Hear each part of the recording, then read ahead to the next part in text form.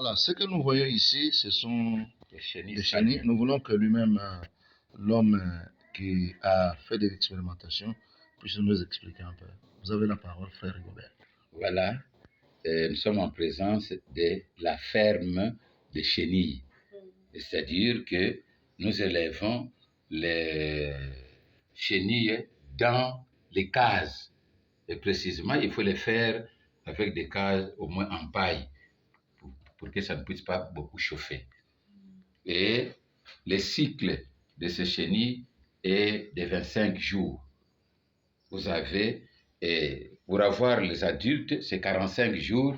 Vous avez maintenant les adultes que nous appelons papillons. Le papillon, c'est un chenille, mais qui est adulte. Et à partir de ces papillons, nous allons les mettre dans notre cassette pour les confiner. Et c'est là où il y a l'accouplement. À partir de là, on met maintenant les cocons ici. Parce qu'il faut entrer dans les coquilles.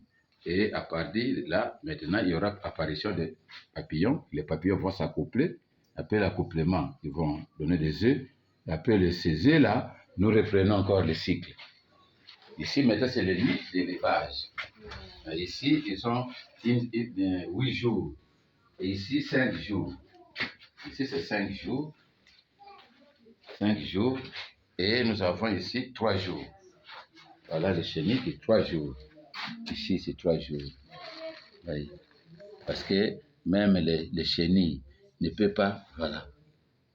Ils ne peuvent pas clore au même moment.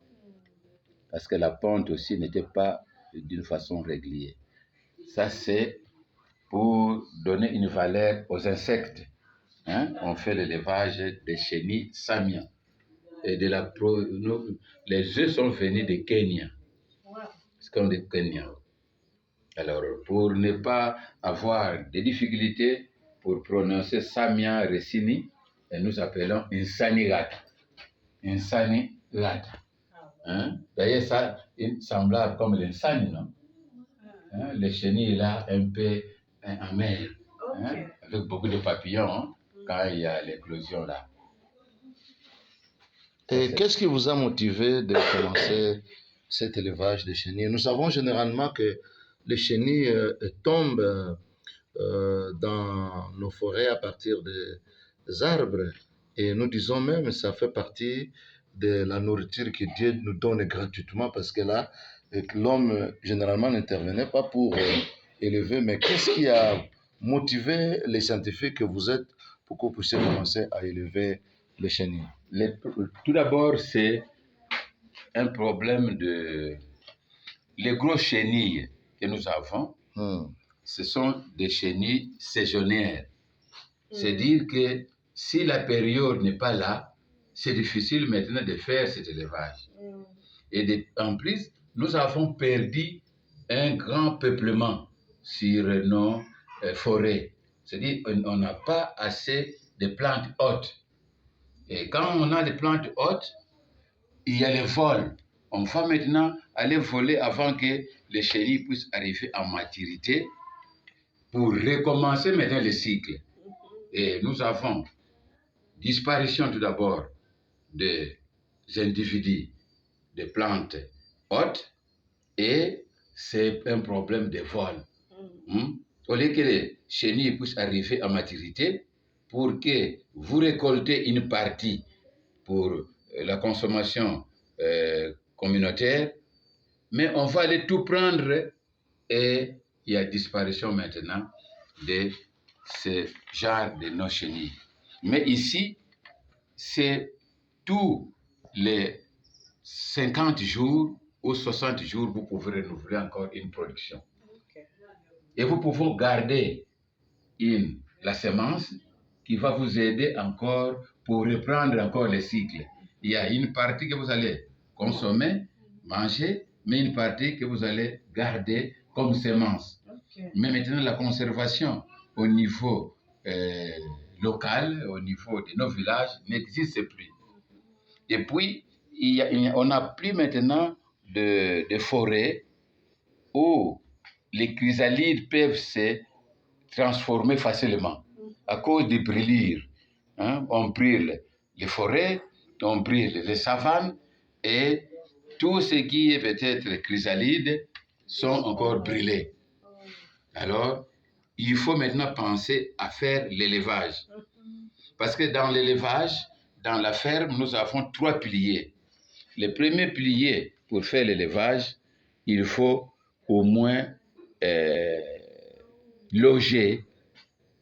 Et nous, nos chenilles sont logées. Il faut maintenant les nourrir. Nous avons le fourrage qui ne fait pas concurrence avec l'homme. C'est les ricins. Nous utilisons le fait des ricins. Nous les donnons comme fourrage. Et après, il faut les soigner. À ne pas confondre avec la feuille de papier. Non, ça c'est les ricins. Ricin sinus. C'est ça maintenant les feuilles que nous utilisons. Mais pendant la saison sèche, si vous faites votre plantation de ricins sur les bas-fonds, vous aurez toujours à produire ces chenilles ici. Toute l'année, vous pouvez avoir au moins 6 cycles. Toute l'année, vous pouvez avoir 6 à 7 cycles. Alors que pour nos chenilles, vous n'aurez qu'une fois seulement l'an. Est-ce que ces chenilles que vous élevez, la population a déjà expérimenté sa consommation? Oui. Et qu'est-ce que ça représente? On a déjà fait des dégustages. Et je sais que ce n'est pas les chenilles de chez nous, mais on a montré comment on doit préparer, comment maintenant on peut les manger, et une partie surtout vers l'Info, Nselo et Kimpemba, ils élèvent, parce que nous avons déjà vulgarisé. Il y a maintenant des villages où ils élèvent ces chenilles, et vous les élevez facilement, et puis vous les mangez gratuitement. Et vous avez la facilité de garder la semence pour reprendre encore l'élevage. Frère Rigobert, merci pour tout ce que vous faites.